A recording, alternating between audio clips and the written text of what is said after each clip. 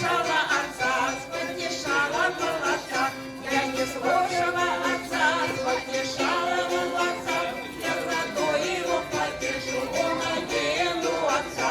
Катя, Катя, Катерина нарисована красиво. Катя гладью вышивала, офицера дожидала. Офицерик молодой, проводи меня домой.